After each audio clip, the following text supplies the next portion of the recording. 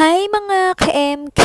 Another day, another mini vlog! Today's ganap nga medyo may time ang Mami MK yung mag-get ready with me, char. Tensya nyo na nga pala mga ka-MK at ngayon ko lang to na voice over. Busy nga kami this past few days at lagi kaming wala sa bahay. Nahilot nga namin to mga bata nung isang araw kasi merong ubo at saka sipon. Kasi pag nagkakaroon sila nun pinapahilot lang talaga namin. Pero naman guminhawa-ginhawa din naman ang pakiramdam nila. Hilot na nga rin ako ng buong katawan ko at nagpabentosa. Naman kahapon talaga nagpahinga kami buong maghapon. Actually 2 days na nga akong hindi naliligo. Naman mawawala sa atin kung susunod tayo sa mga inuutos nila, char. Naman nung pwede na ako magbasa, sinulit ko talaga ang skincare ko. Namiss ko rin kasi talaga to. Day routine ko na kasi talaga to, kaya medyo sanay na rin talaga ako. Naman pag hindi ako nakakapag-skincare, parang hindi kumpleto ang araw ko. Ang feeling ko, ang tsaka-tsaka ng face lock ko.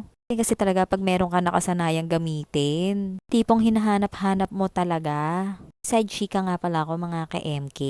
Tulad ko nga pala mga baguhang vlogger dyan. Kawalan din po kayo ng pag-asa sa pagbablog, wag po kayong susuko. Naman talaga sa umpisa, mahirap talaga. Dapat gusto mo yung ginagawa mo at nag-e-enjoy ka. Lang naman din kung wala kang mga viewers, basta consistent ka sa pag-upload ng mga videos at mini vlog mo. Hindi natin lahat mapiplease ang mga tao na panoorin tayo at magustuhan ang mga video natin. Kung konti man ang engagement natin at saka mga followers natin, pasasaan ba't dadami din yan? Magtiwala lang tayo sa sarili natin. Naka-importante sa lahat wala tayong inaapakang tao at inaagrabyado. Kanya rin naman ako minsan yung tipong parang ayoko nang mag-vlog. Parang wala namang may gusto at wala naman nanonood. Kaya nga nang sabi ko kanina dapat consistent lang tayo sa pag-upload. Ba at dadami rin ang mga viewers natin. Malay nyo, isa sa mga videos na upload natin mag-trending. Pero syempre, samahan pa rin natin to ng dasal. Kung lalo na, sipagan pa din natin lalo. Man yung importante sa lahat. Naman yung mga nasimula natin kung titigil lang natin to. Pero wala namang instant ngayon. Nag-vlog ka meron ka ng instant viewer at saka followers. Wala pong easy ngayon. Kaya kung gusto mong maging successful talaga, kailangan mong paghirapan to. Handa na rin kasi yung pinaghihirapan natin yung mga gusto nating makamit sa buhay. Lalo nating mahalin at pahalagaan ang bawat ginagawa natin.